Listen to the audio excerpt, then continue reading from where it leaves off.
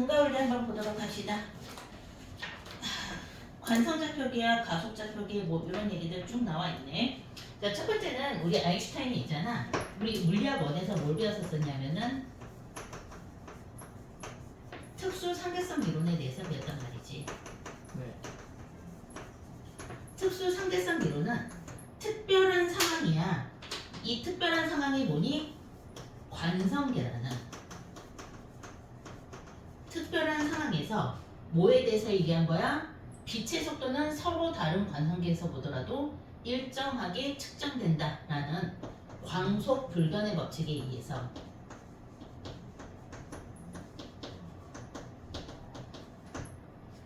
나오게 되는 상대성 원리에 대한 얘기였습니다.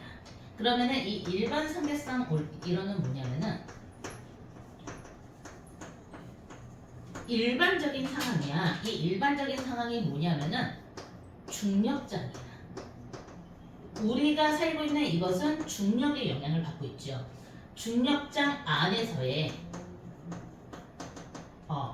상대성 원리에 대해서 설명을 하고 있는데 인간은 중력장을 인지할 수 있는 능력이 없어. 그렇기 때문에 인간은 이걸 구분하지 못하기 때문에 인간의 입장에서는 우리가 이거는 등가 원리가 뭐냐면은 인간은 저차원계의 생명체이기 때문에 중력장에서 생기는 효과와 가속도계에서 생기는 효과를 구분하지 못한다. 그러니까 나는 얘를 갖다가 가속도 수학 공식으로 설명할게. 이게 바로 일반 상대성 이론입니다. 보통은 이제 우리가 일반인들한테 설명하기 위해서는 이게 막 이렇게 광범위하잖아. 그러면 이렇게 얘기해버리거든. 특수 상대성 이론은 관성계에서 얘기를 하면은 일반 상대성 이론은 가속도의 이론입니다 라고 얘기하시는 분들이 종종 있는데 이거 정말 말하기 귀찮으니까 잘라버린 거야 라는 거지. 일반 상대성 이론은 중력장 안에서 일어나는 상대성 효과에 대해서 얘기하게 되는 겁니다. 자, 그 다음에 관성좌표계랑 가속좌표계가 나와 있죠. 우리 역시 물리학원에서 관성좌표계에 대해서 배웠던 것 같아. 물리학원에서 배웠던 관성좌표계는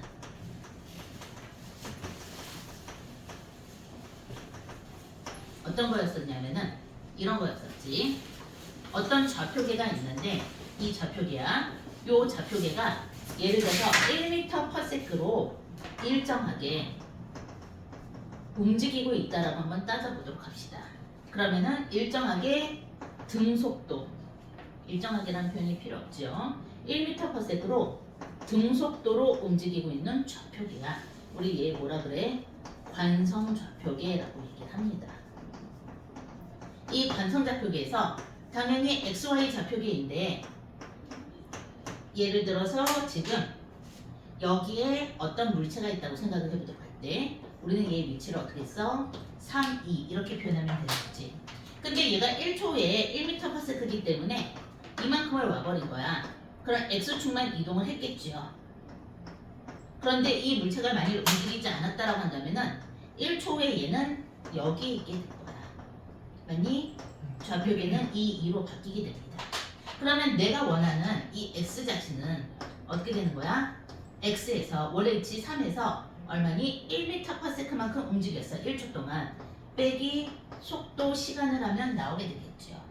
이것을 속도는 미분 표시로 한 게 관성좌표계를 계산하는 방법입니다. 물리학원에서 설명했었어. 가속도 좌표계는 여기서는 설명하지 않아. 왜? 좀 더 계산이 복잡해져서 미분 계산이 원활할 때 그때 배우도록 하게 됩니다.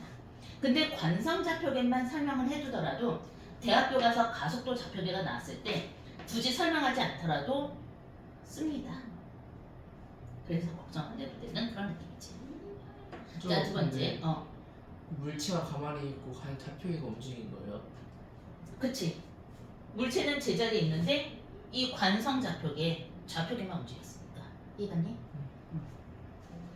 자, 그 다음에 관성력 F는 ma가 나와 있는데 가속좌표계에 있는 관세자가 관성에 의해 느끼는 가상적인 힘입니다.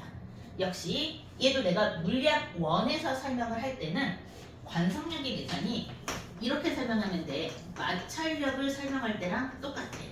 예를 들어서 이런 물체가 있어. 우주에서 그럼 마찰력이 0이다라는 얘기지. 우주에서 예를 들어서 100kg짜리 쇠가 있다. 근데 내가 얘를 통 밀었어. 움직일까? 100kg인데 움직이잖아요. 안 움직여. 100kg이면은 톡 건드린다고 안 움직여. 뭐 때문이냐면은 관성력 때문에. 우주도 관성이. 그치. 물체는 무조건 제자리에 있으려고 하는 원래 상태를 유지하려고 힘이 있기 때문에 안 움직이는 거야.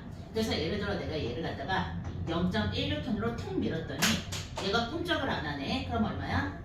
0.1N의 관성력이 무슨 관성력이야? 정지 관성력이 되는 거겠지. 작용을 한 겁니다. 그럼 내가 얘를 갖다가 0.2N으로 툭 밀었는데 어머 안 움직여. 그럼 얘는 0.2N의 정지 관성력이. 그럼 예를 들어서 내가 얘를 갖다가 0.2999999N으로 밀었는데 안 움직여. 그럼 뭘 얘기하는 거야? 0.29999N의 정지 관성력이 작용을 한 거야. 근데 내가 얘를 0.3N으로 미는 순간에 어머 움직였다. 무슨 말인지 알겠니? 그럼 그 다음부터 얘는 어떻게 돼? 우주가 끝나는 그날까지 쭉 날아가게 된다라는 얘기일 거잖아. 그러면 내가 측정할 순간 0.29999N이 아니라 얼마야? 3N이야. 움직인 그 순간. 맞니? 그러니까 우리는 관성력이 깨지는 순간이라고 생각을 해주면 될 것 같아. F는 이게 가속도가 생기는 순간이잖아. ma란 말이야. 힘을 주면은 힘을 준 방향으로 가속도가 생겨. 근데 얘는 관성력을 묶고 있어. 그럼 뭐야? 마이너스 방향이 되겠죠. 당연히 힘을 준 것과 반대 방향으로 F가 작용하게 됩니다. 그럼 그 마찰력이 있는 거 있잖아요. 최정지 마찰력 그 암시다가 딱 그때 최정지 마찰력이 딱 될 때 움직여가고 쭉 가잖아요. 그것도 관성력 때문에 처음에 안 움직이는 거예요. 걔는 마찰력 때문이지. 마찰력이 근데 왜 처음에 안 움직이다가 움직이면서 쭉 가요? 힘 덜 줘도. 아니야. 마찰력은 계속 계산을 해줘야 돼. 다시. 요거는 안에다 이거 여기다 써볼까? 우리가 이거는 마찰력이 이런 물체가 있는데 내가 얘를 갖다가 1N으로 밀었어. 근데 얘가 꿈쩍을 안 해. 그럼 마찰력이 얼마야? 마이너스 1N이죠. 얘가 마찰력이지. 무슨 마찰력이야? 역시 정지 마찰력이야. 내가 2N의 힘을 줬어. 꿈쩍을 안 해. 정지 마찰력 얼마야? 마이너스 방향으로 2N이죠. 내가 3N의 힘을 줬더니 꿈쩍을 안 해. 어느 방향이야? 이쪽으로 마이너스 아니다. 미안.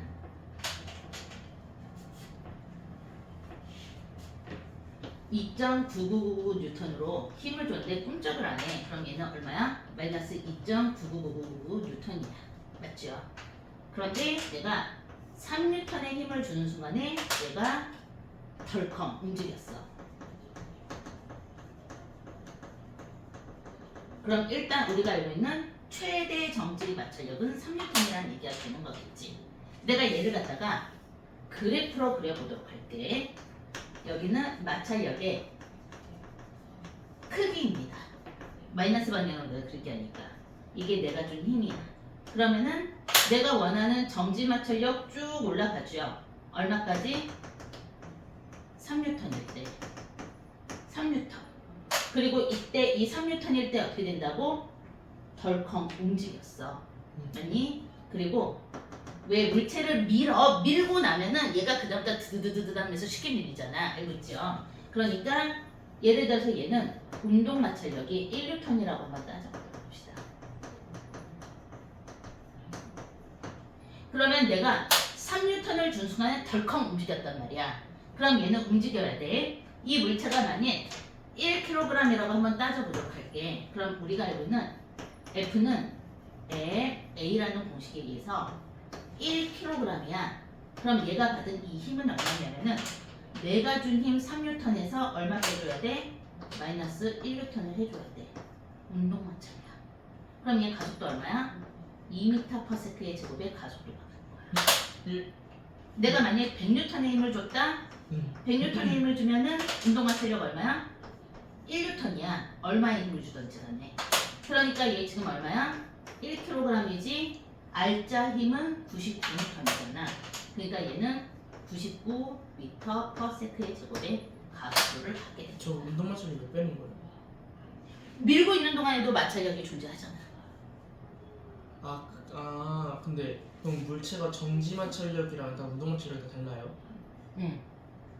그래서 얘는 정지한 순간인가 운동하는 순간인가를 구분해줘야 되니까 고등학교 문제에서는 일단 얘가 최대 정지 마찰력을 넘었는지 안 넘었는지 먼저 확인하고 문제를 풀어줘야 돼. 그럼 제가 계속 그때는 그냥 아예 두 개가 다른 마찰력이. 그치? 알았어요. 얘도 가속도가 발생한 그 순간이 돼버리는 거거든. 그 마지막 순간이니까 관성력, 정지 관성력이든 운동 관성력이든 관성력이 버티는 마지막 순간이야. 운동 관성력이라고 하더라도 관성이면 일정한 속도를 유지하려고 하는 관성인 거잖아.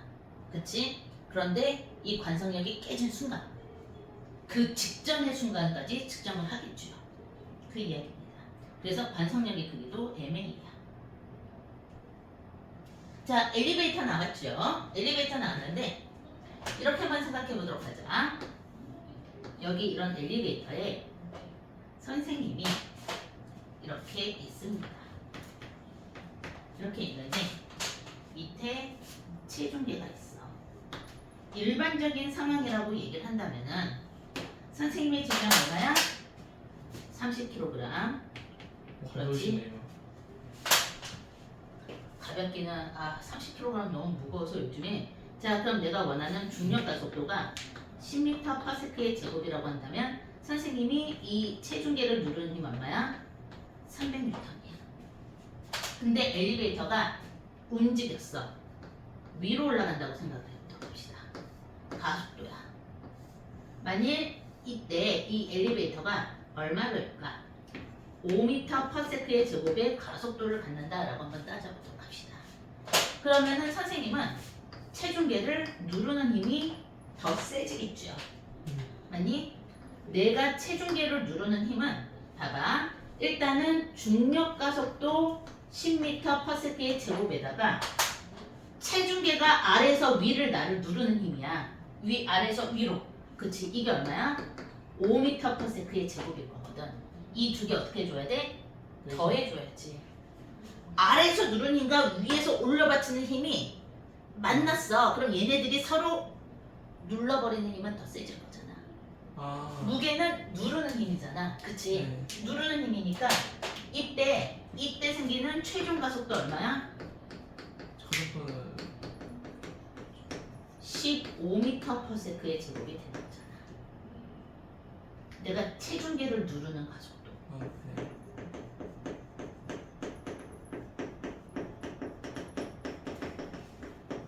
그러면은 체중계는 얼마를 계산하게 돼?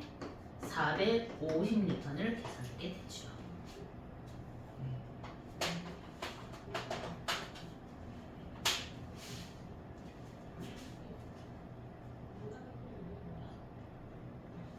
그럼 반대로 위에 멈춰있던 애가 내려가.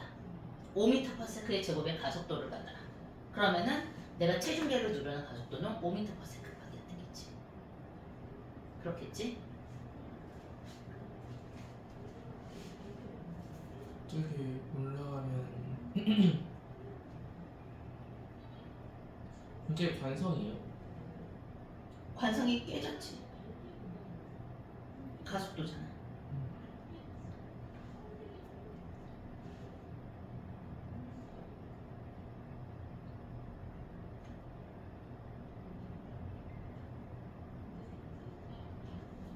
자, 칠판이 없는 관계로 여기서부터 여기까지 쭉 한번 정리해 보도록 합니다.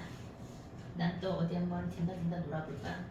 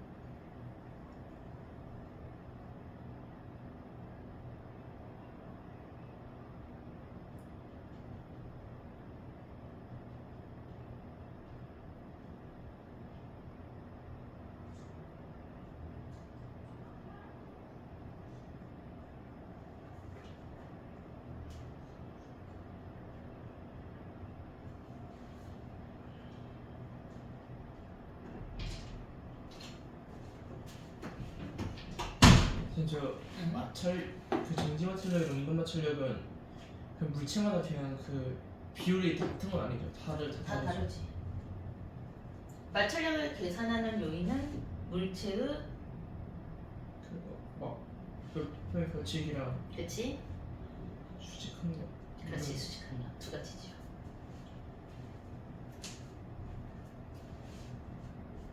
지워도 되지? 네.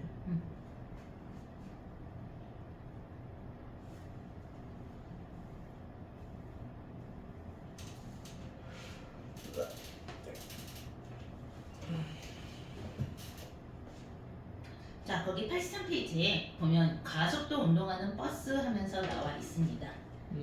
그치? 버스가 일정한 속도로 가고 있어. 그럼 이 버스도 지금 뭐 하고 있는 중이니? 등수분. 그치? 등속 운동을 하고 있는 중인데 밖에서 봤을 때랑 안에서 봤을 때야. 아 미안. 등속이 아니지.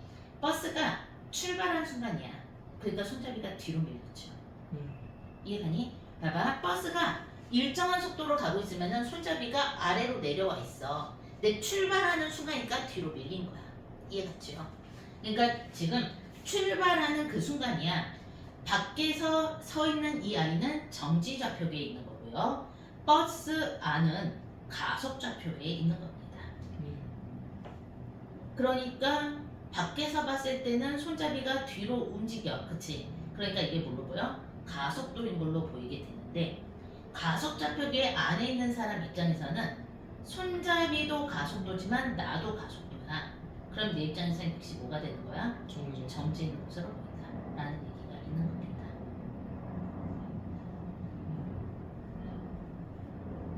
근데 정확하게 얘기하면은 약간 그림이 왜냐면 이 사람도 버스 안에 있는 사람도 뒤로 밀리기 때문에 정지로 보이는 거거든. 근데 이 경우는 얘가 가만히 앉아있으니까. 있으니까 얘는 안 밀려. 그치?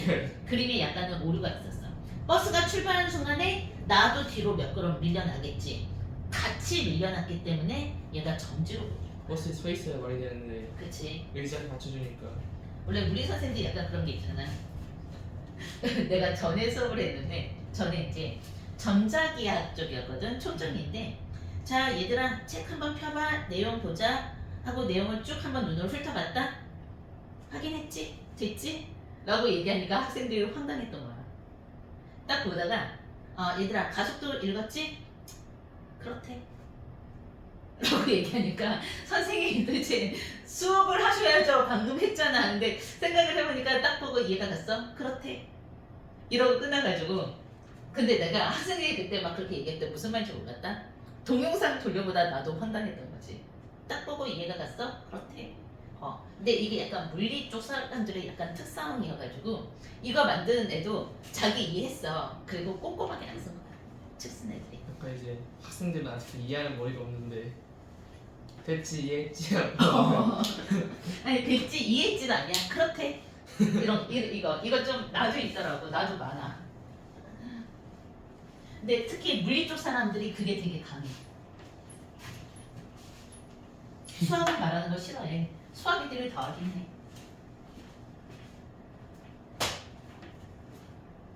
이런 얘기가 있는데 이렇게 결혼을 했잖아? 라고 얘기하면은 이제 여자가 우리가 보통 여자라고 하면 약간 감정적인 동물? 약간 그런 상징성 있던 시대들의 농담이니까 수학자랑 결혼했다? 물리학자랑 결혼했다? 근데 물리학자가 뭔가 가만히 생각을 하고 있을 때 와이프가 가서 말을 걸잖아? 그럼 못 알아듣는 얘기를 막 중얼중얼 거리기 시작한대. 이게 물리학자들의 특징이면은 수학자랑 결혼을 했다? 남편이 가만히 있어 말을 걸잖아? 발작을 일으키면서 화낸대. 나의 그 수학적 세계를 막 머릿속에서 계산하고 있는데 말 걸었다. 그런 농담이 있어. 근데 지금은 무슨 말인지 모를 거야. 나중에 물리학과나 수학과를 가면은 차이가 명확하게 보이니까 그때부터 이제 그 상황이 되게 웃기기 시작합니다. 그래서 어쨌든 요거 그린 사람 그런 실수했어 라는 얘기인 것 뿐이지. 물리는 이해하는 거고 수학은 계산하는 거니까. 그치. 그 수학은 근데 이거다. 지금 배우는 건 4층년산의 연습이잖아. 근데 대학교 이상으로 가면은 내가 썼던 수학이야. 수학도 굉장히 여러 가지 분야가 있잖아. 내가 썼던 분야는 차원계가 변환되는 거에 그 언어를 풀어내면서 차원계가 변환이 되는 걸 이해하는 과정인 거지. 계산이라고 생각하지 않아. 어쨌든지 간에 자 보도록 합시다. 원운동력에서의 관성력이라고 나와 있지요. 지금 보니까 원운동하는 물체는 구심력에 의해서 원의 중심 방향으로 힘을 받아. 그러면은 원운동을 하는 관찰자 나 물체가 경험하는 야 원운동을 하는 관찰자는 뭐니 도대체 그치? 원운동을 관찰하고 있는 사람이나 물체가 경험하는 관성력을 이렇게 표현해줘야 되는 거겠지. 표현이 뭔가 좀 이상해. 다시 우리가 이거는 어떤 원운동이 있다고 했을 때 실에 매달아서 얘를 빙글빙글 돌린다라고 한번 따져보도록 합시다. 확실히 그런 건 있어. 물리학 1하고 2를 보면은 물리학 1도 좀 검수가 덜 되긴 해도 좀 한다? 근데 물리학 2로 가면 아예 검수 자체를 잘 안 해. 어차피 이해하는 애들이 보니까. 그런 느낌이야. 자 그럼 얘는 뭐라고? 원래는 접선 방향으로 가고 싶어 하는 게 우리가 알고 있는 관성력이 되겠죠. 근데 그 순간에 원의 중심 방향으로 누가 잡아당겨? 구심력이 잡아당겨. 그리고 이 크기는 수직일 거고요. 관성력과 구심력의 크기는 똑같습니다. 그래서 그 순간 얘가 꺾이지. 관성력에 날아가려고 하는데 구심력이 잡아당겨. 아니 역시 수직이고 두 개의 힘의 세기는 똑같아야 돼. 그래서 꺾이는 거야. 관성력에 날아가려고 하고 원의 중심 방향으로 아니 그리고 역시 수직이야. 그래서 등속 원운동을 하게 된단 말이지. 이 등속 원운동을 내가 구경하고 있는 중이야. 이거 뭐라 그래? 3인칭 전지적 작가 시점입니다. 아니 얘는 매 순간마다 원의 중심으로 움직이고 싶어해. 무엇 때문인 거야? 우리 여기서 등속 원운동의 좌표계는 어떻게 되니? 이렇게 되잖아. XY 좌표계는. 여기서부터 여기까지의 거리는 R로 똑같고요. 우리가 알고 원은 있잖아. 거리 R의 모든 점들의 모임인 거잖아. 맞지? 그러면은 역시 수식 쓸 때 X제곱 플러스 Y제곱은 R의 제곱이라는 수식도 자연스럽게 들어가게 될 거고. 그래서 이 기타 등등이 될 거란 말이지. 이때 관성력은 가속도가 깨지는 순간 F는 ma를 쓰게 될 거고요. 이 I의 속도를 구하세요. 그럼 속도는 얼마가 되는 거야? V는 속력분의 이동 거리일 거잖아. 미안. 네? 미안. 시간분 속력은 시간분의 이동 거리겠지요. 그럼 이 시간은 뭘로 잡아야 돼? 한 바퀴 도는 주기. 맞지? 주기분의 이동 거리 얼마야? 2파이 R이 되는 거겠지. 맞니? 이 모든 수식들을 합쳐주는 거 이게 여러분들이 물리학 1에서 배웠을 거고요. 그래서 구심력의 최종 공식은 어떻게 되더라? R 제곱 그렇지. MV 제곱 R분의 MV의 제곱입니다. F는 ma일 거니까 우리 알 수 있는 건 뭐니? 우리가 원하는 가속도는 R분의 V 제곱이라는 얘기야. 그러면 봐봐. 이 등속 원운동에서 R의 길이는 정해져 있습니다. R의 길이가 정해져 있기 때문에 A야 가속도와 V제곱의 관계가 비례해서 가게 되는 거죠. 좀 여기서 근데 여기서는 구심력이 장력이잖아요. 응? 장력 공식이 뭐예요?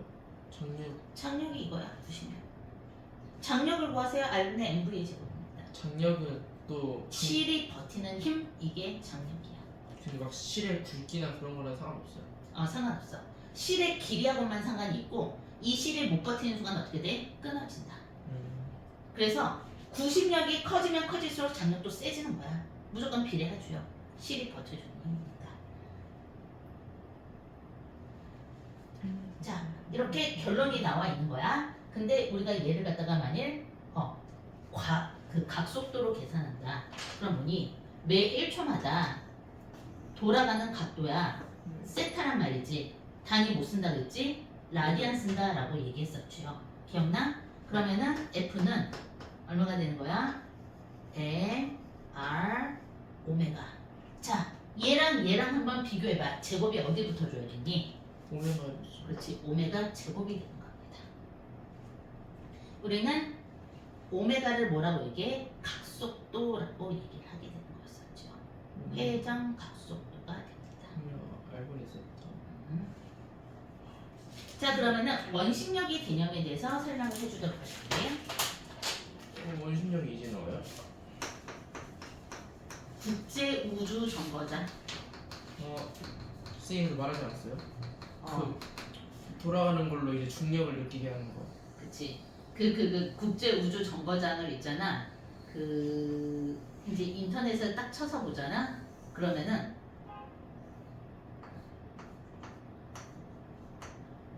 이게 국제 우주 정거장이라기보다는 SF 영화 보잖아. 그럼 이렇게 생긴 애가. 근데 이거 그러면 선생님 웬 타이어를 그리세요라고 얘기하는데 아니야. 이렇게 해가지고 우주선이 날아간 다음에 이렇게 도킹돼서 들어오잖아. 그럼 여기입니다. 본인 길에 있는 타이어 프로랑 똑같은 것 같아요. 그건 뭐야? 타이어 프로가 타이어 그 고쳐주는 그거 있어요. 몰라. 이렇게 된 거 있거든? 이렇게 된 거 있어가지고 이렇게 되나? 몰라. 이렇게 돼가지고 얘가 빙글빙글 이렇게 돌아가고 있어. SF 영화 보면은 이런 애가 빙글빙글 돌아가서 모양은 이거 하나밖에 없어.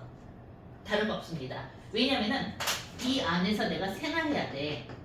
내가 이 안에서 생활한다는 건 뭐냐면은 중력을 만들어줘야 돼. 이거 뭐라 그러니?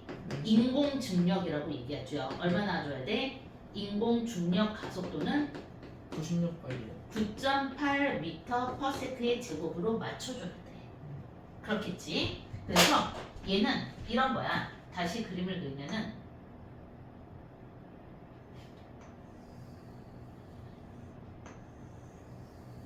자, 이렇게 도는 모양으로 이렇게 있는데 얘가 일정한 속도로 빙글빙글 회전하고 있다고 생각을 해봐. 그럼 이제 우리 준호가 있잖아. 우주를 정복하겠다고 이렇게 딱 있단 말이야. 이렇게 딱 있는 데 있잖아.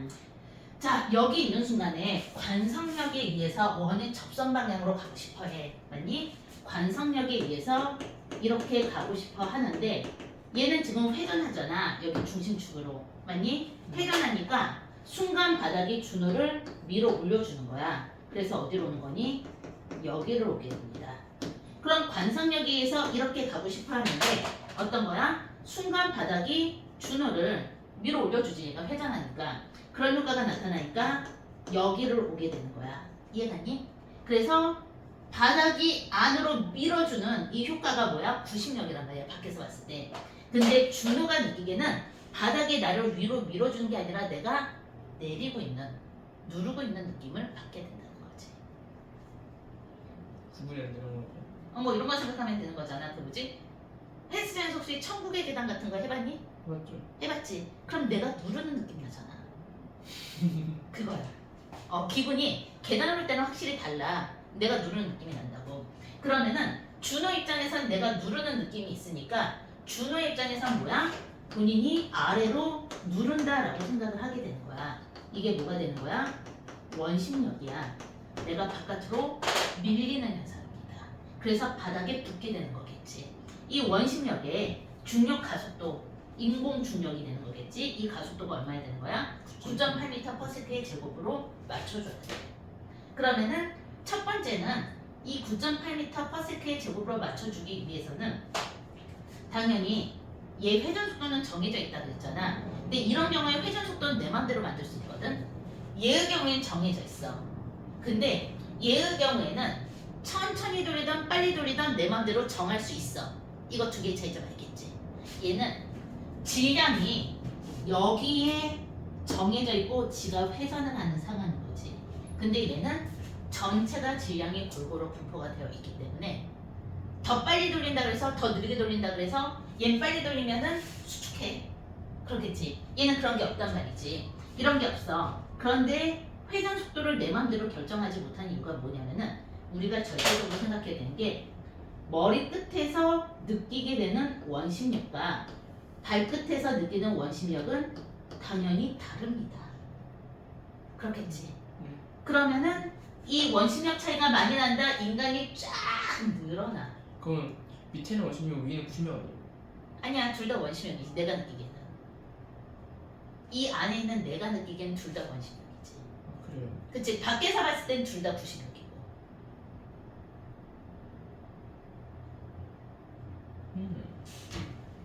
자, 이렇게 생각해 보도록 하자.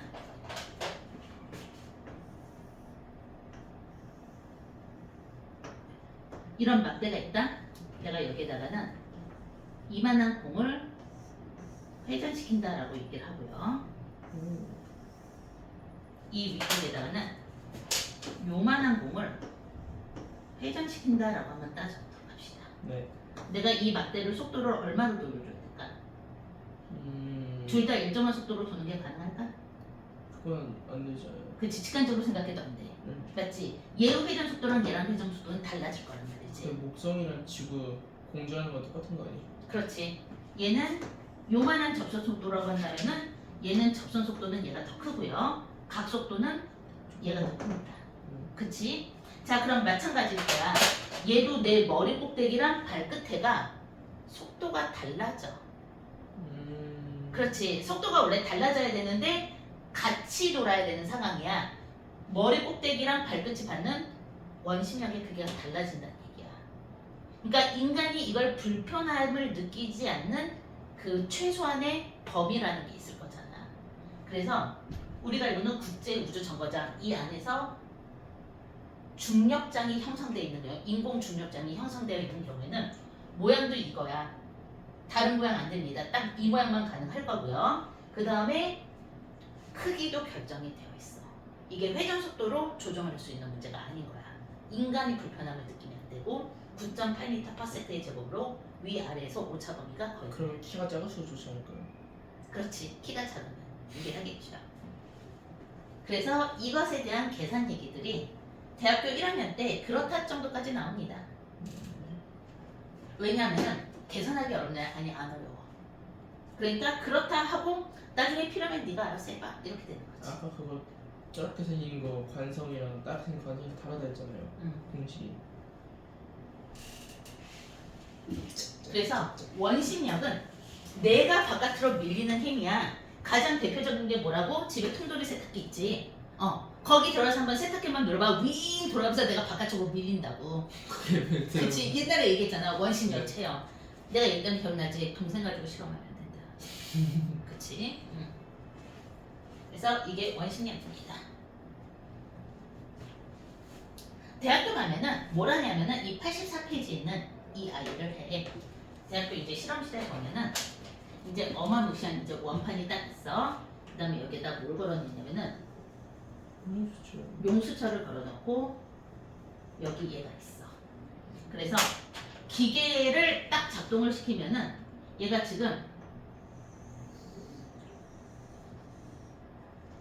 원래대로라면 여기서 이렇게 원운동을 해줘야 되잖아. 근데 얘가 원운동을 하는 순간부터 어떻게 되냐면은 이 용수철이 늘어나기 시작합니다. 이렇게 늘어나서 일정한 속도가 되면은 그 다음부터 여기서는 계속 일정한 속력으로. 이해하니? 그러면은 내가 여기서 기계 조작은 내가 해주는 건 뭐냐면은 속도야. 그치? 각 속도만 기계를 내가 조작해 줄 수 있거든. 누르면 이 가운데서 얘가 회전하는 속도가 빨라질 거야. 회전하는 속도가 빨라지면 빨라질수록 어떻게 되니? 얘가 돌아가면서 용수철이 늘어나. 예를 들어 10m/s였을 때 이만큼이었다. 그럼 내가 얘를 갖다가 20m/s로 잡으면 어떻게 되니? 이 10m/s까지 됐던 이 아이가 또 여기서 어떻게 되니? 또 올라가는 거지. 이런 식으로 용수철이 점점점 늘어난단 말이야. 이 용수철 늘어난 길이를 보면은 우리 뭘 할 수 있어? 탄성력을 할 수 있겠지. 얘가 받는 원심력의 크기가 되는 거잖아. 그치? 그래서 여기에 이렇게 눈금이 있어. 몇 센티미터? 이런 식으로 눈금이 있으면서 얘가 늘어나는 좌표를 확인하고 얘를 계산하는 거야. 충분히 이해가지? 자, 일단 여기까지가 기초였습니다. 아직 우리 등가 원리 안 시작했지? 여기까지 84페이지까지 먼저 한번 꼼꼼하게 읽어보도록 하십니다.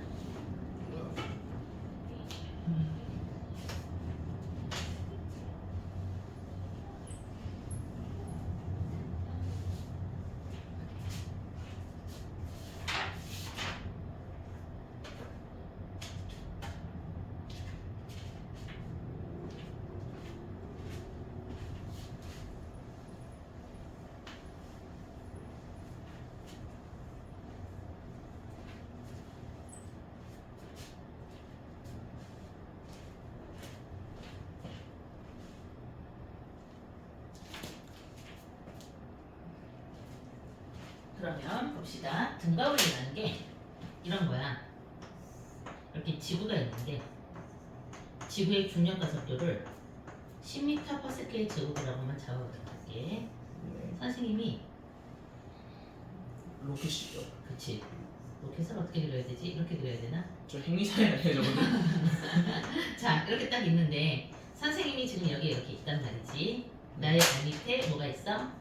체중계가 있어. 선생님의 질량은 30kg이니까요. 당연히 선생님이 체중계를 누르는 힘 얼마야? 300N이야. 그런데 잘 생각을 해봐. 우리는 보통 내가 나의 질량이 30kg이기 때문에 300N의 힘으로 눌렀다라고 생각을 하지만은 나는 나의 질량이 30kg인 거 어떻게 알 수 있어? 체중계로 재요. 그치? 체중계로 뭘 잰 거야? 중력. 그렇지. 그죠? 전제 조건은 가속도를 알아야 돼. 네. 그렇겠지. 그래서 역설적으로 내가 나의 질량을 알 수 있는 유일한 방법은 힘이지. 힘을 측정했기 때문에 알 수 있다는 얘기야. 300N입니다. 근데 내가 깜빡 잠든 거야. 어머, 우주선이 출발을 했는지 안 출발했는지를 모르겠어. 왜? 이 우주선에 있잖아. 최첨단, 초특급, 흔들리지 않는 편안함. 오. 그래서 지금 내가 이 우주선을 얼마로 세팅을 했냐면은 가속도가 10m/s의 제곱의 가속도로 날아가도록 세팅이 돼 있다 그러면은 여전히 내가 누르는 이 힘은 얼마야? 300N일 거야. 그렇겠지. 이때 나는 깜빡 잠들었다가 일어났는데 여전히 내가 체중계를 누른 힘이 300N이었을 때 이 300N의 힘이 내가 중력장 안에 있기 때문에 나타나는 힘인지 가속도계 안에 있기 때문에 나타나는 힘인지를 구분할 수 있는 능력이 없어. 왜? 이 우주선에 창문이 없거든. 창문이 있으면은 창밖을 내다보니까 알 수 있는데 이 비유는 뭐냐면은 나는 저차원계의 생명체야. 그래서 중력과 가속도를 구분할 수가 없는 거지. 인간의 입장에서는 이 두 개를 구분할 수 없어. 그렇기 때문에 자, 나는 중력장에 의해서 생기는 상대성 원리에 대해서 설명을 할 건데 인간은 중력장에 대해 증명해내지 못했었습니다. 1학년 통합과학에서 나온 게 처음에 빅뱅이 빵 하고 터졌단 말이지. 제일 먼저 시간이 분리돼서 나오죠. 공간이 분리돼서 나오고 빛이 분리돼서 나옵니다. 그리고 힘이 분리돼서 나와요. 이 힘에서 최초로 분리된 힘이 중력이야. 그리고 나머지 힘 중에서 그 다음에 분리돼서 나온 힘이 강한 핵력입니다. 강한 핵력이 분리돼서 나오니까 쿼크들이 달라붙어서 양성자랑 중성자가 만들어지기 시작한 거겠죠. 자, 그 다음에 이 나머지 힘에서 또다시 분리된 게 약한 핵력과 그 다음에 우리가 이루는 전자기력입니다. 전자기력에서 다시 전기력, 자기력이 분리돼서 나오게 될 거고 우리가 이루는 마찰력, 탄성력, 중고등학교 때 배웠던 고전역학이 힘들어 웬만하면 다 전기력에서 분리돼서 나왔다고 생각하면 돼. 선생님 근데 그게 무슨 말인가요? 우리는 이걸 어떻게 증명했겠니? 수학이라는 계산 방식으로 역추론을 했겠지. 전기장과 자기장, 우리가 이루는 전기력과 자기력은 직관적으로 생각하면 다른 힘이거든. 전기가 뭐야? 그럼 저거에 현관등에 불 들어오는 거야. 이렇게 얘기를 할 거고 자기가 뭐야? 그럼 자석의 힘이야. 이렇게 얘기하지. 우리가 알고 직관적으로 같다라고 생각하기 좀 힘든데 맥스웰 아저씨가 수학 공식 가지고 꽁냥꽁냥 그러다 수학 공식을 하나로 합쳐버리고 학교에 가서 발표하죠. 전자기파에 대해서. 그래서 맥스웰이 전자기파를 예언하였다라고 나오는 거잖아. 그러니까 우리는 수학 공식으로 역수론해서 쭉쭉쭉쭉 가가지고 지금 뭐냐면은 얘야. 여기까지는 수학 공식으로 완성을 시켜버린 거야. 이게 한 가지의 수학 공식으로 통합이 됩니다. 전자기력에 대한 수학 공식 하나 통합된 거랑 똑같은 거지. 탄성력, 마찰력 얘네들 합쳐놨다는 얘기야. 그래서 얘를 뭐라고 얘기하냐면은 우리는 통일장 이론이라고 얘기해. 통일장 이론은 모든 힘, 이 힘들을 합친 하나의 수학 공식을 그냥 통일장 이론이라고 얘기하는 그럼 보면 알겠지만은 우리 언젠가는 이 중력장까지도 합칠 수 있겠네. 맞니? 그래서 최초의 힘을 찾아낼 수 있어. 이게 이름은 모든 것의 이론입니다. 이 힘 이름은 모든 것의 이론이라고 이미 붙여져 있는데 우리는 아직까지는 발견하지 못했어. 이 발견하지 못한 것의 첫 번째가 뭐냐면은 우리가 통일장 이론이 막 한동안 그 사람들이 너무 좋아했던 말이라도 대칭 이론을 좋아한단 말이지. 플러스가 있으면 마이너스가 있고 이런 식으로. 그런데 우리가 알고는 이 중력은 현재까지 밝혀진 바에 의하면은 우리가 알고는 중력은 무엇에 의해서 발생하는 거야? 질량에 의해서 발생하고 있는 중이란 말이지. 근데 우리가 알고는 이 질량은 마이너스라는 개념에 대해서는 밝혀내지 못했어. 스칼라잖아. 대표적인 스칼라양이죠.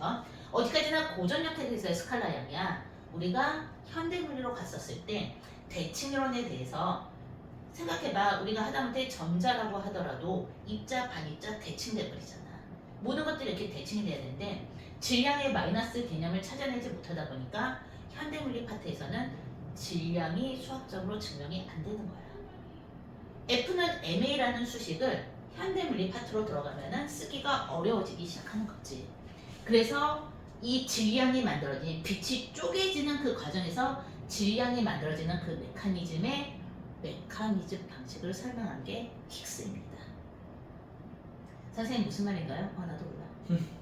솔직히 말하면 나도 이 문장을 쭉 얘기하면서 학술지에 나온 그 힉스하고 인터뷰했을 때 힉스가 그렇게 설명했다는 그 문장을 그대로 읊어주는 거야. 내가 이해하지 못했기 때문에. 힉스도 이해 못했죠. 그치? 자, 그래서 어쨌든간 요거야. 우리는 질량을 현대물리 파트로 넘어갔을 때 증명이 안 되는 아이들이기 때문에 왜? 본질적인 문제는 인간이 저차원계의 생명체이기 때문인 거겠죠. 아인슈타인이 인간은 저차원계에서 이 표현을 쓴 건 아니야. 하지만 궁극적으로 하고자 하는 말은 이거지. 인간은 중력장과 가속도를 어차피 구분을 못해. 창문이 없기 때문에, 즉 저차원계의 생명체이기 때문에. 그러니까 나는 이제부터 내가 원하는 중력장에 의한 상대성 원리를 우리가 질량에 대한 수학 공식이 없으니까, 중력장에 대한 수학 공식이 없으니까 가속도 수학 공식으로 증명할게. 그래서 이것의 전제 조건은 뭐가 들어간 거야? 인간의 입장에서는 중력장과 가속도는 같다. 등가 원리입니다. 정확하게 해서 중력에 의해서 증명되는 30kg이라는 질량과 가속도에 의해서 증명되는 30kg의 질량은 인간의 입장에서는 같은 것이다. 이게 등가 원리입니다.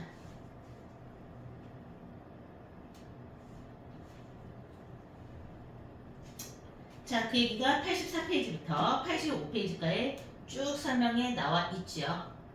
지금부터 시간을 줄 테니까 84, 그 다음에 2번에 등가 원리의 예까지 한번 쭉 읽어보도록 합니다.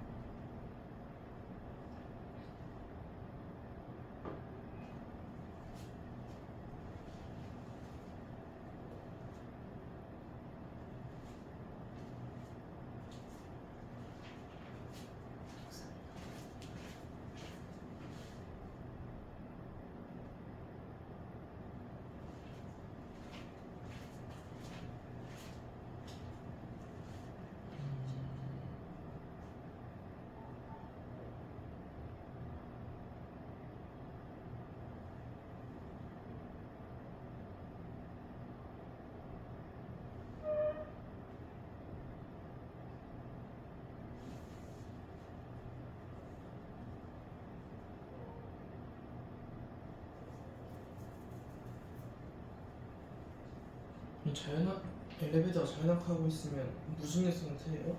응. 내 몸이 붕 떠 있을 거잖아. 너무 빨리 떨어지면 제가 천장에 부딪히지 않을까요? 똑같은 속도로 떨어지지 가속 똑같은데.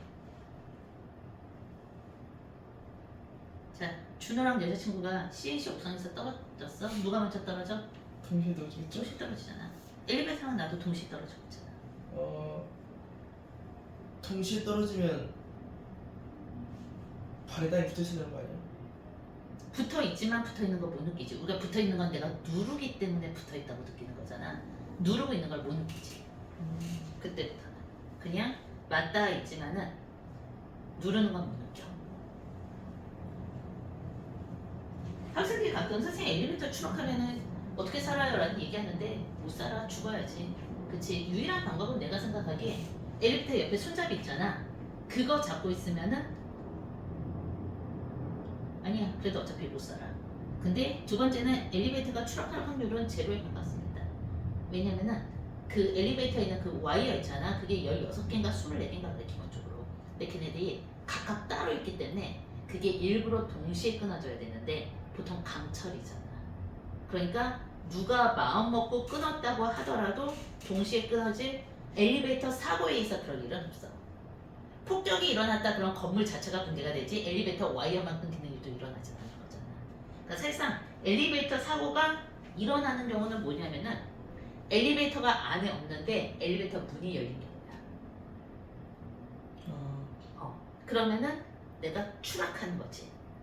근데 내가 엘리베이터 안에 들어갔는데 엘리베이터가 추락할 일이 안 일어났는데 추락하는 순간에 뭐 뛰어 올라서 막 이런 거 나도 본 적이 있거든. 물리학적으로 다 불가능하고요. 내가 생각했을 때는 옆에 손잡이를 잡는 게 그나마 가능성은 조금 있으려나? 근데 그것도 생각해보면 어쨌든 다 죽을 것 같아.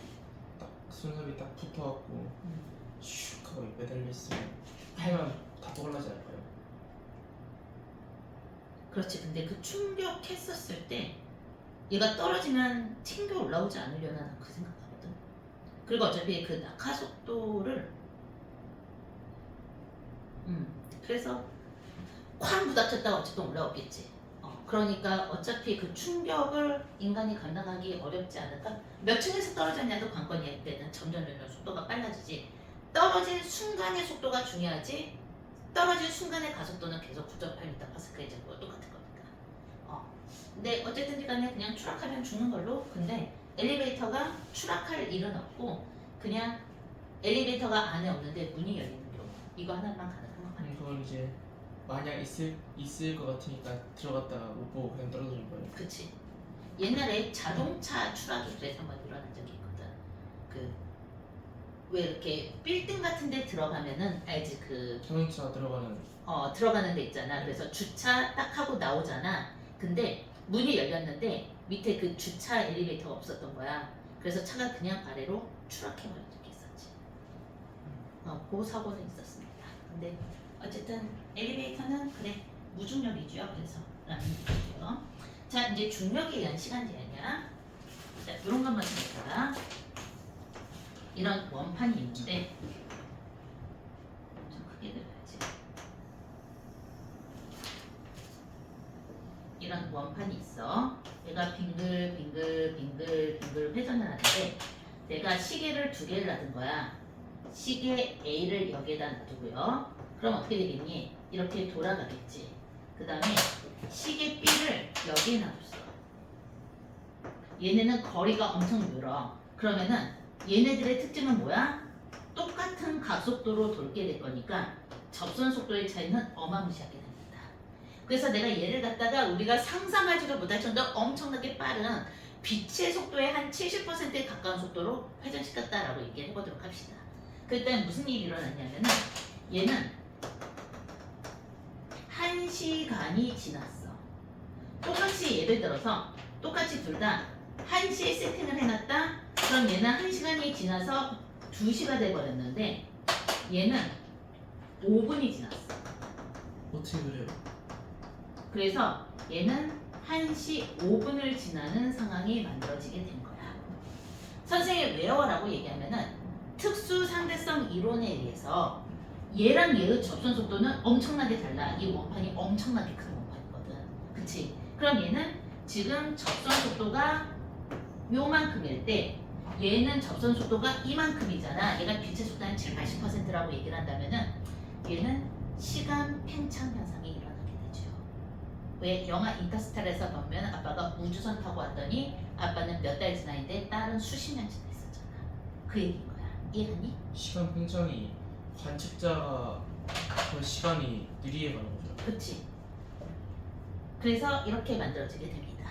그런데 이건 특수상대성 이론에 의한 해석이었어. 만약 얘를 갖다가 일반 상대성 이론에 의한 해석으로 얘기한다 그런다면은 A와 B 중에 누가 더 큰 원심력을 받아? B죠. B지. 그러니까 왜 원심력이라고 표현을 하냐면은 B가 받는 중력장일 거잖아. 밖에서 봤을 때 구심력을 얘기하는 게 아니라 당사자가 받는 중력장일 거잖아. A는 요만큼의 원심력을 받을 때 B는 이만큼의 원심력을 받아. 더 큰 어마무시한 원심력을 받으니까 시간이 느리게 가는 거야. 네? 그래서 상대 속도가 일어나게 되죠. 원심력이 크게 받으면 시간이 느리게 가는 게 뭔 말인지 모르겠어. 중력장이 세면은 영화 인터스텔라에서 봐봐. 영화 인터스텔라에서 보면은 또 이제 우주선 본체에서 그 탐사선이 내려가가지고 엄청난 중력장을 겪고 있는 행성에 내려가서 몇 분 있다가 올라갔더니 위에 있는 우주선은 수십 년 지나 있었잖아. 저 인터스텔라에서 안 봤어. 아, 안 봤어? 네. 어쨌든 그래서 중력장이 엄청난 곳에서는 시간이 느리게 흘러. 그래서 이따가 둘이 딱 마주쳤더니 어머니는 5분 지났고 얘는 1시간 지나. 이게 특수 상대성 이론으로 해석했을 때 일반 상대성 이론으로 해석했을 때 결론은 일치합니다. 그러면 엄청 큰 중력장이 있으면 차원기가 달라지는 거예요? 얘랑? 아니 그냥 시간의 속도만 달라져. 이거는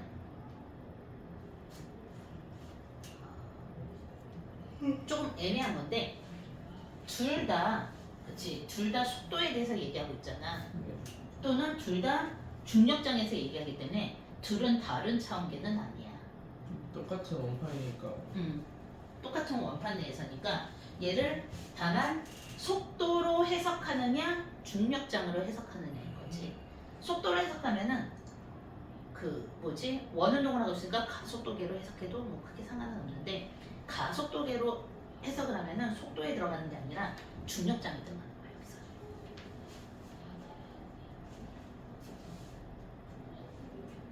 그러니까 다시 얘를 속도로 해석하느냐 중력장으로 해석하느냐는 둘은 다른 차원이라고 얘기할 수 있겠지. 하지만은 어쨌든 속도로 해석하면 둘 다 속도로 해석해야 합니다. A랑 B는 어쨌든 같은 차원인 거야. 둘 중에 아무거 선택해서 둘 똑같이 하면 되는 거예요. 그렇지. 근데 지금 여기는 일반 상대성 이론으로 설명하고 있는 것이죠. 그 얘기가 나와 있는 게 85페이지 밑에 있는 중력에 의한 시간 지연입니다. 자, 또 시간 줄 테니까 읽어봐.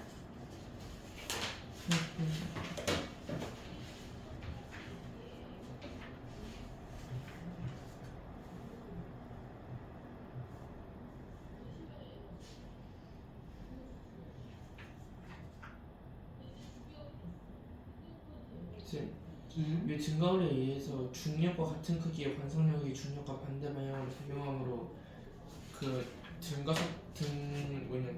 자유낙하한 엘리베이터 안에 탄 사람 있잖아요. 중력과 같은 크기의 관성력이 중력과 반대 방향으로 작용하므로 중력을 느끼지 못한다는데 이게 뭐냐? 이게 뭔 말이에요? 어디 있는 글이지? 그 85쪽에 2의 등가 원리에 의해서 봅시다. 얘가 엘리베이터 떨어지면 그 엘리베이터 떨어지는 그 크기의 중력이랑 똑같은 크기의 관성력이 중력과 반대 방향으로 작용해서 이제 사람이 무중력을 느낀다는데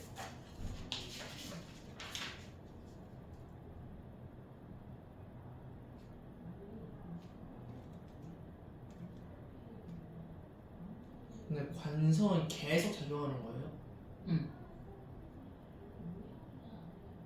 버스에서 딱 출발하면 출발할 때 딱 관성 그 밀어난 다음에 안 그러잖아요. 그치. 그 출발하는 순간은 가속도에서 움직이게 되니까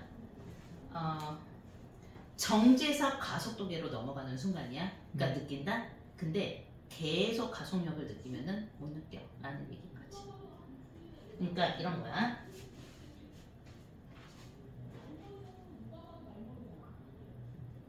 자유로 들어 타봤지. 네. 그치. 그러니까 처음에 떨어질 때 우리 엄청난 가속도 느껴. 그치. 그 다음에 떨어질 때는 생각보다 별로 못 느낀다. 왜냐면은 정지에서 가속도로 넘어갈 때는 우리의 감각기관이 그거를 강하게 느끼는데 그 다음부터는 떨어져. 일단 나는 가속도로 떨어지고 있는 건 맞아. 근데 내 몸 내부에서는 중력과 관성력 때문에 내 몸 자체는 가속도도 일정하면은 등가속도로 계속 가면은 그걸 못 느낀다라는 얘기야. 아이고 말이 좀 꼬였다.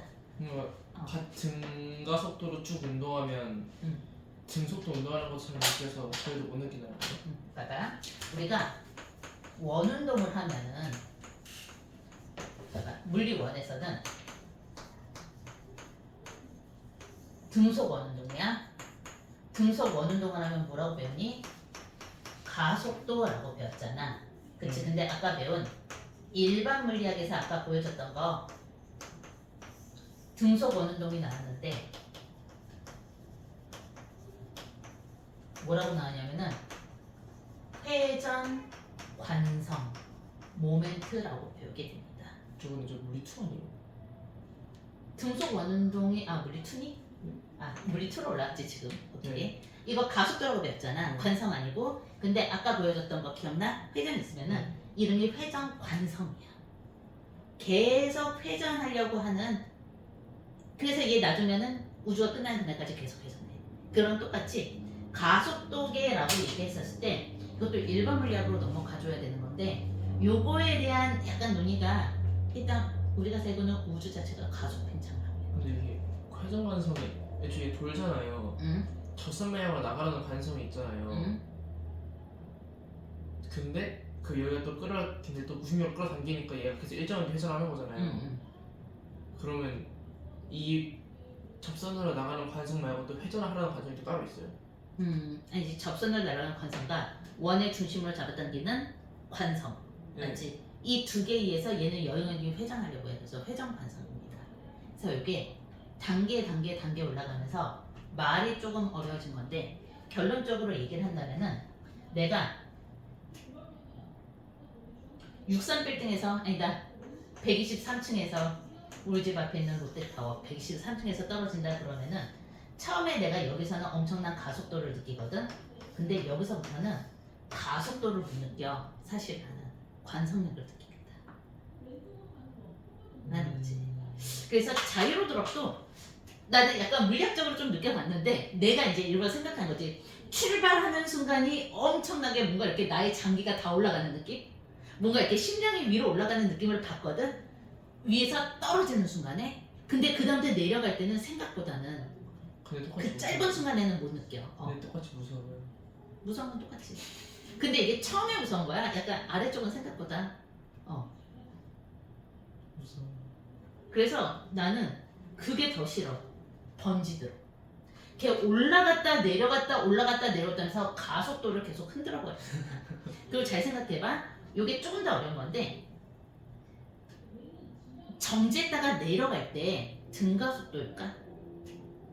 정지에다 내려갈 때요? 그치. 정지했다가 내려가 등가속도일까? 그냥 그치. 이런 상황은 우리가 알고는 등가속도가 맞는데 정지했다 내려가는 순간은 관성력의 저항을 더 크게 받았거든. 걔네는 정확해서 등가속도가 아니야. 가속도가 변하는 순간이기 때문에 더 크게 받는 거야. 관성이 더 크게 맞는 그 조건이 있어요. 그 아까 최대 관성 배웠잖아. 네. 그치. 그래서 내가 정지했다가 떨어지는 순간에 최대 관성력이 깨지는 순간이야.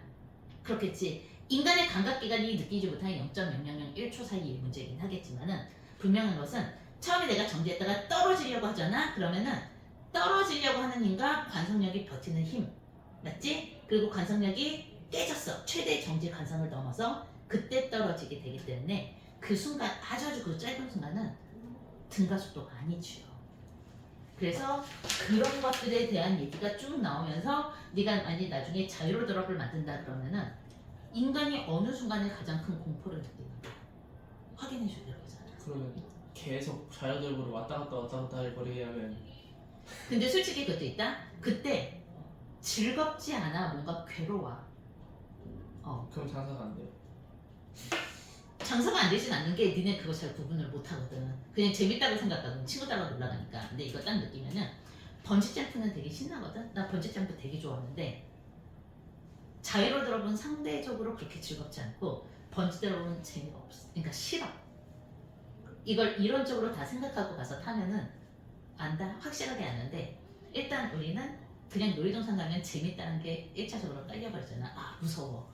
번지 점프나 자유로 드롭이나 번지 드롭이나 다 똑같이 무서워. 아닐 거야. 이게 등가 속도가 걸리느냐 가속도가 변환되는 순간에 걸리느냐 이런 거에 따라서도 인간의 감각이 달라지는데 그것은 이쪽 분야의 전문가가 됐습니다. 이거 등가원리 이거 한번 설명해 주세요. 85쪽에 처음 거. 중력장에서 자유낙하하는 엘리베이터 안의 상황은 우주 공간에 정지해 있는 엘리베이터의 안의 상황과 구분할 수 없다. 이거 뭔 말인지 알겠는데 얘가 중력과 같은 크기의 관성력이 중력과 반대 방향으로 작용해서 느끼지 못한다는데 얘가 떨어질 때 떨어지면 그게 이렇게 생각하면 돼. 우리가 그 떨어질 때는 관성력에 정지관성에 있다 떨어졌잖아. 자유로 드롭은 그 순간이 너무 짧아. 그래서 못 느끼는 거고 예를 들어서 사실 123층으로도 안 돼. 한 200km만 가더라도 중력가 속도가 달라지긴 하겠다. 인공위성의 중력가 속도 다르다고 배웠지. 근데 어떤 정말 저 꼭대기에 있는 어떤 엘리베이터가 떨어지는데 계속 9.8m/s의 제곱으로 떨어진다라고 생각을 해봐. 요게 1시간 동안 떨어진다라고 한번 생각하면은 그 1시간 동안에 나는 우주에 둥둥 떠 있는 거랑 똑같은 느낌을 받아. 내가 자유낙한다는 느낌을 안 받아. 근데 이게 제가 원래 중력이 저를 끌어당기잖아요. 근데 그만큼 얘가 9.8m로 하니까 무슨 lực인 건 알겠는데 여기서 이거 왜 관성력이라고 하는지 모르겠어요. 이 저희가 중력이 당기는 만큼 엘리베이터 같이 떨어지니까 이제 무슨 얘기인 건 알겠는데 얘가 여기서 이제 관성력이 중력과 반대 방향으로 작용해서 중력을 느끼지 못한다는데 이게 뭔 말인지 모르겠어요. 봐봐. 관성력은 원래 상태를 유지하려고 할 거잖아. 그러면은 우리 준호가 또 자유낙하를 한단 말이지. 맨날 저만 해요. 왜 이래? 안 친한 애들은 자유낙하 안 시켜. 엄마가 항의할까봐. 준호 어머님은 항의를 안 시킬 거거든. 상태가 정지해 있었어. 맞니? 자, 1초에 얼마더라? 10m/s. 2초에 얼마야? 20m/s. 3초에는 30m/s.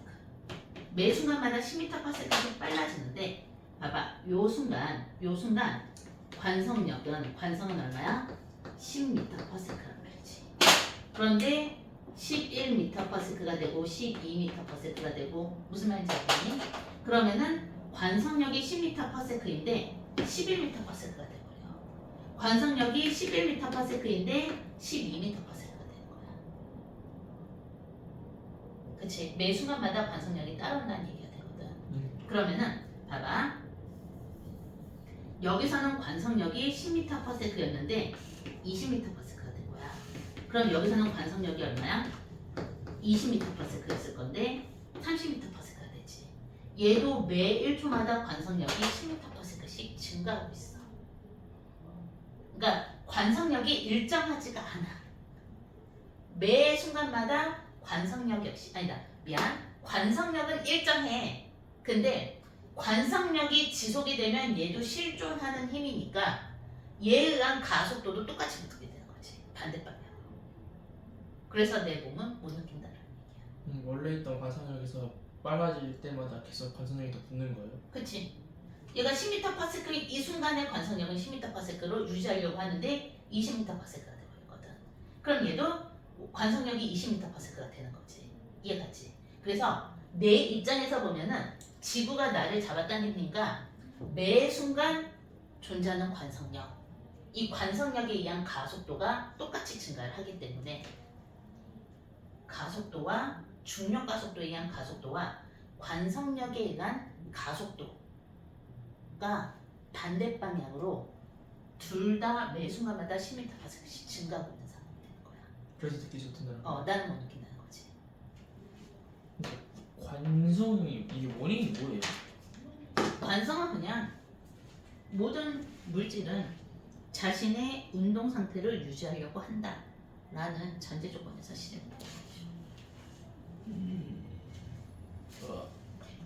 어떤 거냐면은 사실 대부분의 학생들은 이래 하면은 요거를 다 적어 외운다 무슨 말인지 알겠지? 외워가지고 시험 문제 100점을 받아. 그리고 단계 올라갔을 때 새로운 이론을 또 받아들이고 새로운 이론을 받아들이니까 얘네들이 100점을 받는 거야. 얘네들이 공부를 잘해. 근데 한국 교육은 그래서 문제가 많다고 얘기를 하는 거잖아. 준호가 질문하는 것은 조금 나는 요 대답을 해준 건 처음이거든. 왜냐면 아무도 이걸 질문하지 않았어. 근데 이 질문이 보통은 일반 물리학에서 한 등급 더 올라가서 현대물리 파트에서 우리가 인공위성 같은 걸 얘기할 때 그때 다시 한번 등장하게 되는 개념입니다. 그렇기 때문에 얘가 조금 깊게 생각하는 능력이 있다. 그래서 네가 대단한 걸 질문한 건 아니거든. 근데 외우지 않았다라는 걸 나한테 보여주는 거기 때문에 너의 물리학적 이해력이 괜찮다라고 항상 내가 얘기하는 거. 그래서 요거 단계 이렇게 올라가게 되는 거야.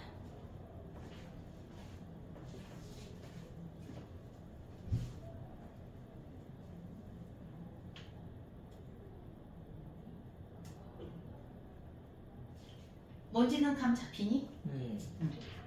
그 이야기입니다. 그러면은 당연히 숙제할 거 하면 될 거고. 아이고 15분밖에 없네. 중력 렌즈 설명해야 되는데. 어떤 거요? 중력 렌즈. 중요한지요? 92페이지 갑니다. 어? 네, 이걸 좀 이렇게 장황하고 어렵게 가르치려고 했는데 15분밖에 없어서 한번 잘 얘기해 보도록 할게요. 그거예요. 빛은 최단 거리로 간다. 뭐 그런 거 말고 이거 생각하면 돼요. 휘어지는 거예요. 옛날 옛적에 스위스의 천문학자 츠키라는 아저씨가 있었는데 특히요. 이름이 츠키야. 근데 스위스에서 이제 이렇게 짱 먹는 사람이지 천문학자로. 얘가 이렇게 딱 망원경을 가지고 우주를 관측을 했단 말이지. 자, 여기 뭐가 있냐면은 당연히 우리 은하가 있어. 그렇겠지? 우리 은하가 있고 여기에 남의 은하들이 있을 거잖아. 이 남의 은하들 이렇게 빙글빙글 돌고 있는 이 남의 은하들이 있을 거잖아. 이거 뭐라 그래?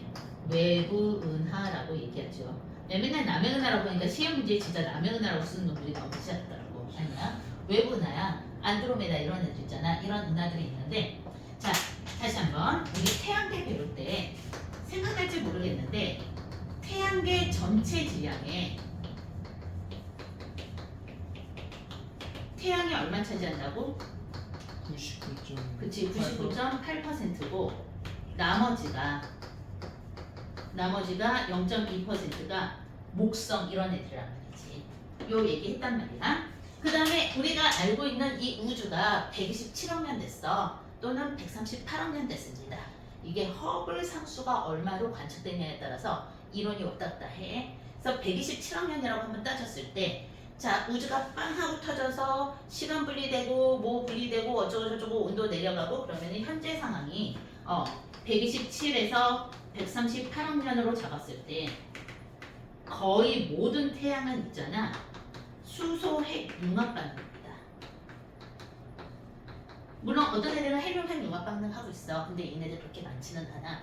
그리고 얘네들의 크기가 있고 표면 온도가 있을 거고 아니 수소, 핵, 융합 반응이라 하더라도 얘네들 종류가 이제 좀 많이 달라지긴 할 건데 어쨌든 큰 틀에서 보면 이렇다는 얘기지. 그러면 봐봐. 지구에서 얘를 관측해. 그러면은 관측을 하면은 일단 우리는 지구와의 거리 알겠죠? 맞지? 그 다음에 이 아이의 지금 이쪽으로 들고 있네. 회전 속도. 알겠지? 그 다음에 뭐야? 이 밝기를 측정해. 밝기를 측정하면은 지금 이 밝은 애들 전부 다 뭐야? 다 태양이죠. 수소 핵 융합 반응을 하고 있는 태양들이 측정되고 있는 중일 거잖아. 그럼 뭘 할 수 있는 거야? 당연히 전체 질량을 알 수 있을 거란 말이지. 그래서 이런 거야. 내가 관측했는데 지금 이만한 크기에 아니 이만한 회전 속도라면은 내가 이렇게 관측을 했단 말이지. 결론은 뭐가 나오냐면은 예를 들어서 질량이 100kg이 나와줘야 된다는 수학적 계산 결과가 나온 거야. 그거 쌤 저번에 암흑물질 할 때 설명해 그치. 줬어요. 이 수학적 계산 결과가 나와줘야 되는데 내가 지금 태양의 밝기를 전체 질량을 측정하면 뭐라고? 4kg밖에 안 나오는 거야. 그러니까 츠비키가 무슨 얘기를 했냐면은 나머지 96kg이 분명히 존재해줘야 되잖아. 그래서 이 나머지 96kg이 존재해 질량으로. 근데 인간은 이 물질을 관측할 수가 없는 거지. 우리는 진공이라고 보고 있는데 진공이 아닌 거야. 그래서 뭐라고 얘기하면은 얘를 갖다가 암흑물질이라고 이름을 붙인 거란 말이지. 100kg라는 거는 얘네가 지들끼리의 만류 인력으로 해갖고 그치? 회전에도 뭉치는 그런 최소 질량 그런 거예요. 그치? 우리 이렇게 실에 매달아서 얘를 빙글빙글 돌린다라고 얘기했었을 때 얘를 실에 매달아서 돌렸기 때문에 실에 의해서 이 회전 속도가 결정이 된 건데 얘는 그게 없잖아. 그러면은 이 잡아당기는 이 장력의 역할을 해주는 애가 만류. 중력장인 거잖아. 만류력. 그 질량이 100kg이어야 되고 수학적 계산 결과가 나왔는데 태양에 의한 질량값은 4kg밖에 안 되는 거지. 근데 나머지 질량이 분명히 있어줘야겠지. 그래서 이 아이의 이름이 암흑물질인 거야.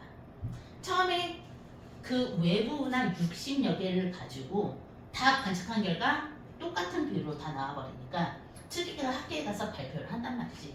우리가 모르는 뭔가가 있다 그랬더니 물리학자들이 무시해. 왜냐하면은 물리학자 입장에서 천문학자들은 공부를 못하는 애들이야. 그러니까 별을 관측해가지고 아니 데이터 뽑는 걸 하는 애들이 공부 못하는 애들. 우리는 이게 왜 그런지에 대해서 고민하는 애들. 그래서 그럴 리가 없다 하고 무시를 했었었는데 라는 거지. 근데 우리가 그 후에 여러 가지들을 따져보니까 맞네 라는 여러 가지들의 의심되는 얘기들이 나오기 시작합니다.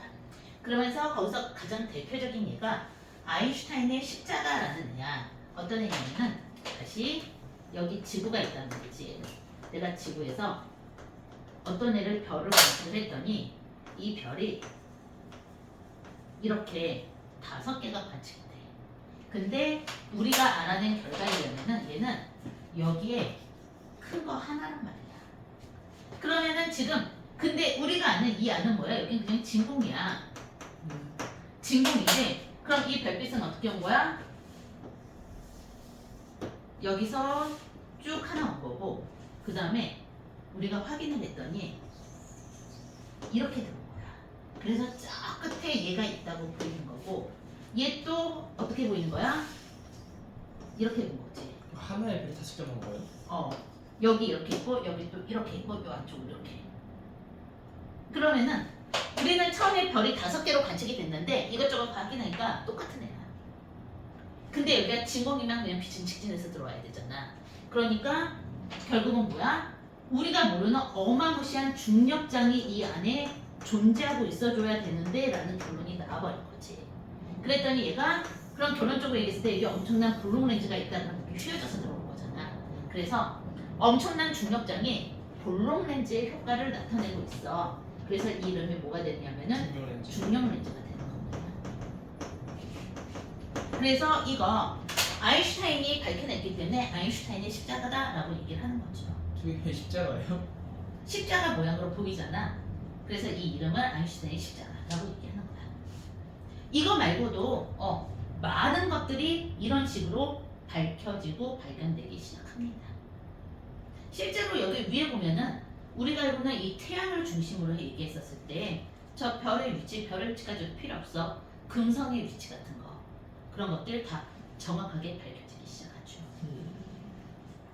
이것에 의해서 우리 94페이지로 가면은 블랙홀 이론이 나오고 있죠. 일반 상대성 이론에서 나오는 만류력 나왔어. 그러면서 내가 만류력 뭐라고 얘기했었니? 케플러의 법칙을 보고서 뉴턴이 가정을 내는 거잖아. 모든 물체는 서로를 잡아당기는 힘이 있다. 그치? 만류력의 법칙을 밝혀냈는데 아인슈타인이 여기에 또 의문을 가진 거야. 왜? 케플러의 법칙을 보면은 브라에가 준 이 방대한 자료를 보면은 케플러가 밝혀낸 이 수학 공식은 맞아. 그리고 케플러의 이 수학 공식이 성립하기 위해서는 뉴턴의 모든 물질은 서로를 끌어당기는 힘이 있다. 그래서 질량값을 계산을 해보면은 맞아. 그런데 왜 본질적으로 질량을 가졌으면 서로를 끌어당기는데? 라는 부분에서 아인슈타인은 의문을 가진 거야. 지금도 모르잖아요. 뭐 지금은 어느 정도 밝혀지긴 했는데 내가 몰라 내가 근데 이제 그런 게 있어. 거미줄 이론이라는 게 있어. 이게 어디서 나왔는지 나도 기억이 안 나는데 이런 거지. 우리가 최초의 빅뱅이란 말이야. 최초의 빅뱅이 점 하나로 있다가 빵 하고 터져서 우리는 결국 점 하나에서 다 같이 탄생한 애들이 되는 거잖아. 그러면은 시간이나 공간이나 이런 좌표계들 있잖아. 이런 축들이 거미줄처럼 엉켜 있는 거야. 그래서 준호와 나 사이에 사실은 거미줄이 있는 거야.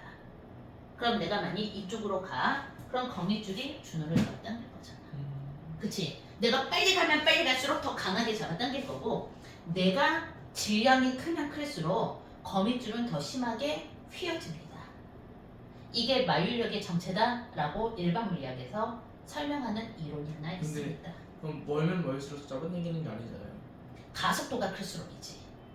가속도가 클수록이면 결국 질량값이 크겠죠. 그치? 또 질량이 큰 애들 거미줄로 이어져 있어도 질량 큰 애가 움직인 대로 작은 애가 따라오지 작은 애한테 큰 애가 따라가진 않을 거잖아. 현대물리에서 설명하는 것은 이런 얘기들입니다. 근데 이 가설들이든 이론이든 나오던 얘네들이 뽑아낸 이 현대물리의 수학 공식은 기존의 만류력의 수학 공식과 일치해야 돼. 왜 그런지에 대한 해석이 달라진 것 뿐이지. 왜냐면 만류력은 자연계에서 뽑아낸 데이터를 가지고 만들어낸 수학 규칙이니까. 그래서 그 얘기가 뭐 탈출 속도 이제 보면은 알 거니까 넘어가도록 하고. 탈출 속도 이거 공식이 위치 에너지가 원래 mgh잖아요. 포텐셜 에너지. 근데 이거 왜 밑에 R 제곱이 없는데 R이 한 개 찾았는데. 자, 만류력에 의한 위치 에너지야. 네. R이 없었어요 밑에. 위치 에너지는 우리가 알고는 만류력은 얼마야? G에 R의 제곱에 그치? M1, M2입니다. 그치? 곱하기 우리가 알고 있는 위치 에너지의 공식은 뭐야? 힘 곱하기 이동거리잖아. 그러니까 얘랑 얘가 있는 거지. 힘 곱하기 이동거리. 힘 곱하기 이동거리지. 위치 에너지 1. 에너지는 1이다. 네. 1이죠. 얘가 뭐야? 힘 곱하기 이동거리였잖아. 그래서 중력 곱하기 높이를 하니까 중력은 mg였던 거고 높이는 h였던 거지. 오호. 그치? 그럼 만류력의 위치 에너지는 만류력 곱하기 거리.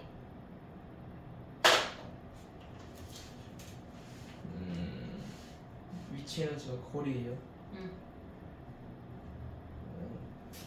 그리고 지금 보면은 이제 이런 거지. 밑에 보면은 중력파라는 게 나와. 이 중력파라는 것은 이렇게 생각을 하면 된다. 예를 들어서 여기 태양이 있는데 폭발했어라고 생각해봐. 그럼 이 엄청난 폭발력이 거미줄을 출렁거릴 거잖아. 근데 이 거미줄이 출렁거릴 때 한 줄만 출렁거려? 주변에 있는 거미줄이 다 동시에 출렁거리겠지. 동시에 시공간이 일그러지는 거야. 동시에 일그러지면은 우리는 일그러지는 것을 알 수 없습니다. 아인슈타인이 일반 상대성에서 얘기한 게 이거야. 우주에는 이런 어마무시한 것들이 있는데 인간은 알아낼 수 있는 방법이 없어. 저차원계 생명체니까 이 얘기하는 거지. 중력파라는 것은 중력이 엄청난 폭발이든 파동이든 일어났단 말이야. 동시에 거미줄이 출렁거렸으니까 우리 동시에 시간과 공간이 동시에 이루어져. 그럼 우리는 알 수 없는 거야. 그치? 내가 시간의 흐름을 준호를 보면서 알 수 있는 거잖아. 내가 우주에 둥둥 떠 있으면 내가 시간의 흐름을 알 수 없죠. 주변의 것들이 변하기 때문에 시간의 흐름을 알 수 있는 건데 동시에 일어나니까 알 수가 없는 거지. 동시에 나란히 걸어가. 동시에 정지해 있어. 그럼 나는 구분할 수 없죠. 그치? 그 얘기를 하는 거거든. 그래서 아인슈타인이 중력파가 있는데 이 중력파는 빛도 왜곡을 시키지 않아. 그래서 우리가 중력파를 제대로 밝혀낼 수만 있으면은, 왜냐면은 우리가 빛으로 봤을 때는 빛은 지금 이 거미줄 따라서 움직이고 있는 거거든. 그치? 이 중력장에 의해서 거미줄을 따라서 움직이고 있는데 여기서 폭발이 일어나. 이 중력파의 파동은 빛이 휘어지거나 이런 건 상관없이 지 갈 길을 가버려 라고 얘기를 해버리니까 우리가 얘 알아낼 수 있으면 우리가 이거는 우주에 대한 비밀을 많이 알아낼 수 있어 라고 얘기를 하죠. 그리고 이게 한 10년 전에 중력파가 검출됩니다. 오. 원래 아인슈타인은 이런 거 있는데 인간은 알아낼 수 없어. 이게 일반 상대성 이론인데 아인슈타인의 이론을 뒤집어서 차원계는 정해져 있지 않다. 촉근 이론이 발표가 됐었죠. 얘기했었지. 그리고 이 촉근 이론에 입학해서 중력파가 한 10년 전에 검출됩니다. 엄청난 일이었죠. 그 이야기가 쭉 나오고. 근데 왜 아직 우주의 비밀을 밝혀내지 못했죠?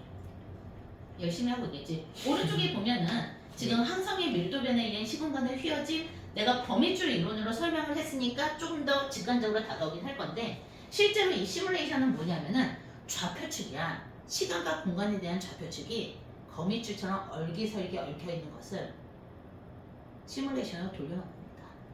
근데 여러분들은 그런 얘기는 안 하고 그림 먼저 익숙해져라 하고 나왔다고 생각하면 되죠.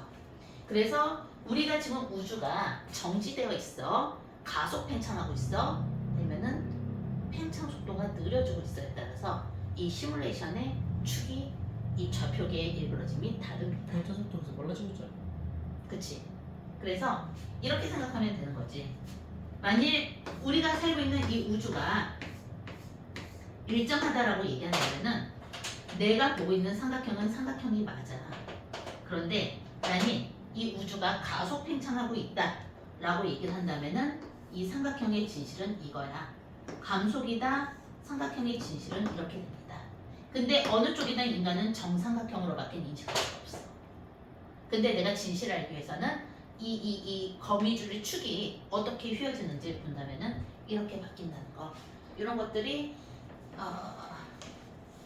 겨울방학 특강이 나오죠. 우리 준호는 안 듣겠지만. 그럼 가속이면 지금 저거죠, 동그란 거. 응. 가속이. 지금 이거지. 자, 그러면은 숙제가 96까지는 풀어오겠지. 대표 자료 분석은. 그쵸. 오케이, 오늘은 여기까지 하도록 하겠습니다.